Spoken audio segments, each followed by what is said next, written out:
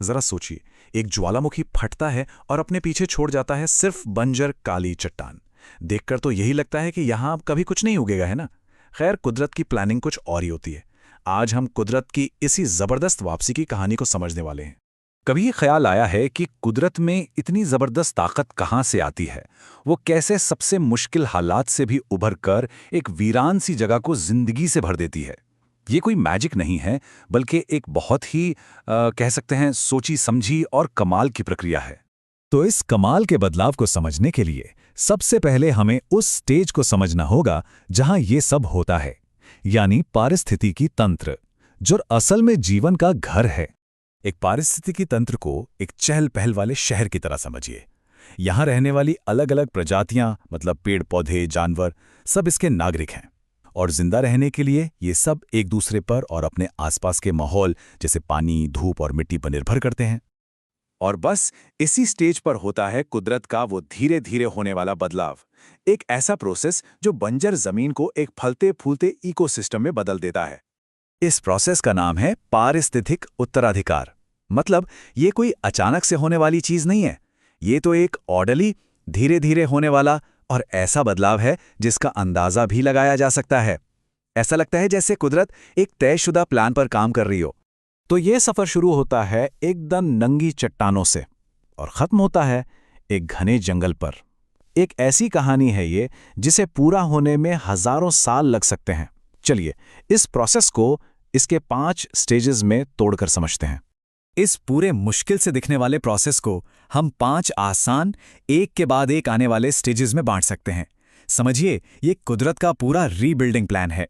सब कुछ शुरू होता है न्यूडेशन से, जिसका सीधा सा मतलब है एक बंजर इलाके का बनना। मान लीजिए कोई ज्वालामुखी फटा या भूस्खलन हुआ या फिर जंगल कट गया, तो एक खाली कैनवस तैयार हो जाता है जहां जिंदगी की कहानी फिर से लिखी जा सकती है। इसके बाद होता है आक्रमण, यानी पायोनियर स्पीशीज का आना। ये लाइकेन और काई जैसे बहुत ही हिम्मत वाले जीव होते हैं जो हवा या पानी के जरिए यहां पहुंचते हैं और इन मुश्किल हालात में बसने वाले सबसे पहले जीव होते हैं। अब सोचिए, जब लोग बसने लगते हैं तो जगह और बाकी चीजों के लिए कंपटीशन तो होता ही है ना। बस कुदरत में भी ठीक यही होता है। ये जीव धूप, पानी और पोषक तत्वों के लिए एक दूसरे से मुकाबला करते हैं और यही संघर्ष बदलाव को और आगे बढ़ाता है। और जैसे जैसे ये जीव जीते हैं और मरते हैं, वो अपने आसपास के माहौल को बदलने लगते हैं। लाइकेन चट्टानों को तोड़ते हैं और जब वो मरते हैं तो उनके बचे खुचे हिस्सों से मिट्टी की पहली पतली परत बनती है। मतलब वो अनजाने में ही अपने बाद आने वालों के लिए, जैसे झाड़ियों और पेड़ों के लिए, एक तरह से जमीन तैयार कर रहे होते हैं। और आखिरकार हजारों सालों के बाद ये प्रोसेस पहुंचता है स्थिरीकरण तक और जन्म होता है क्लाइमैक्स कम्युनिटी का। ये एक ऐसा इकोसिस्टम है जो अब पूरी तरह से स्टेबल है, आत्मनिर्भर है और अपने माहौल के साथ एकदम संतुलन में है। तो अब जब हम ये 5 स्टेप्स समझ गए हैं, तो चलिए एक और मजेदार बात देखते हैं। ये जो सफर है ना, ये 2 अलग अलग रास्तों से शुरू हो सकता है। प्राथमिक उत्तराधिकार तब होता है जब कहानी बिल्कुल जीरो से शुरू होती है। सोचिए, समुद्र से निकला कोई नया ज्वालामुखी द्वीप। वहां ना मिट्टी है, ना जीवन का कोई नामो निशान, बिल्कुल एक कोरा कैनवस। दूसरी तरफ है द्वितीयक उत्तराधिकार, जो एक तरह की कमबैक स्टोरी है।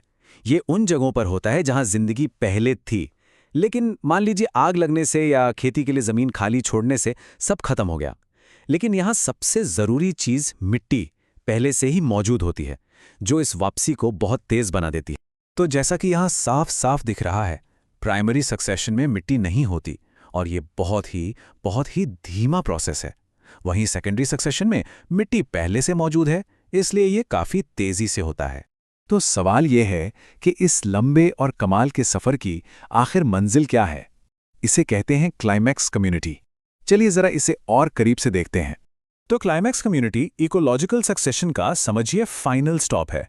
ये एक स्टेबल, खुद को संभालने वाला समुदाय होता है जो उस इलाके के मौसम के साथ पूरी तरह से तालमेल में रहता है। ये एक जंगल हो सकता है, घास का मैदान या फिर रेगिस्तान भी। ये सब वहां के हालात पर निर्भर करता है।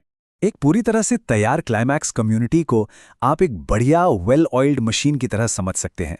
इसमें तरह तरह की स्पीशीज होती हैं, एक बहुत ही कॉम्प्लेक्स फूड वेब होता है और ये बहुत ज़्यादा रिजिलियंट यानी लचीला होता है।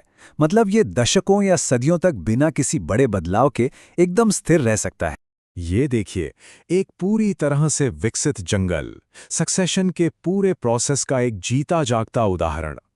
ये कुदरत के सब्र, उसके लचीलेपन और बैलेंस बनाने की ताकत का सबसे बड़ा सबूत है। तो अगली बार जब किसी जंगल में जाएं, तो एक पल के लिए रुककर उस कमाल के सफ़र के बारे में ज़रूर सोचिएगा जिससे वो बना है। और फिर ये सवाल भी मन में आएगा, जिस तरह से हम इंसान जंगलों को काट रहे हैं और क्लाइमेट को बदल रहे हैं, क्या हम इस नाजुक बैलेंस को हमेशा के लिए तो नहीं बिगाड़ रहे हैं?